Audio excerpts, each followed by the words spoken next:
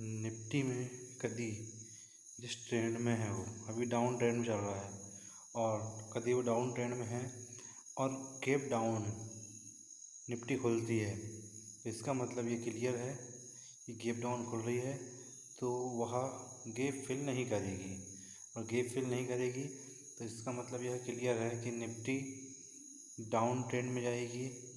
यहाँ पे candle doji बनी और यहाँ मार्केट ने 920 जो 920 कैंडल पैटर्न होता है, जैसे कि उस 9:15 कैंडल हुई, उसको हाई लो ब्रेक मार्क किए और फिर सेकंड कैंडल जो 920 होती है वो उसको ब्रेक करी। ब्रेक करने के बाद वह 10-20 पॉइंट गई और फिर वह साइडवेज कंडीशन में आई तो लगभग उसकी चारों कैंडल साइडवेज कंडीशन में रही और फिर निफ्टी ने यहाँ पे गैप फिल नहीं किया और वह डाउन ट्रेंड में ही था और वह लगभग यहाँ पे उसमें 100 अंक की रैली आई 25,297 से 25,156, तो वही लगभग 120-130 अंक की रैली आई है। और फिर निफ्टी दिन भर साइडवेज कंडीशन में रहा।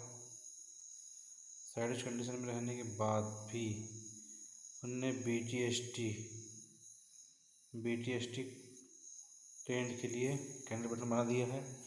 एक डोजी बनी और यहाँ पे बेरिश इनगोल्फिन पैटर्न बना। इसका मतलब यह है कि मंडे को निफ्टी गैप अप खुल सकती है, क्योंकि बेरिश इनगोल्फिन पैटर्न बनने के बाद 3 कैंडल बेरिश बनी और मार्केट साइडवेज में डाउन ट्रेंड पे आया और डाउन ट्रेंड आने की वजह से लग रहा है कि मार्केट गैप डाउन खुलेगा, क्योंकि मार्केट निफ्टी ने गैप अप खुलने के बाद गैप फिल नहीं किया। इसकी वजह यह लग रहा है कि लगभग इसमें डाउन ट्रेंड हो गया। अब मार्केट गैप फिल करने के लिए मार्केट गैप अप खुल सकता है। यहाँ पे एक पैटर्न बुलिश इनगोल्फिन पैटर्न बना, लेकिन बुलिश इनगोल्फिन पैटर्न ने काम नहीं किया और यहाँ पे मारो बोझो कैंडल बनी, वह भी साइडवेज कंडीशन में ही रहा। इसकी वजह यह लग रहा है कि इसकी PCR वैल्यू 0.71 के समथिंग थी।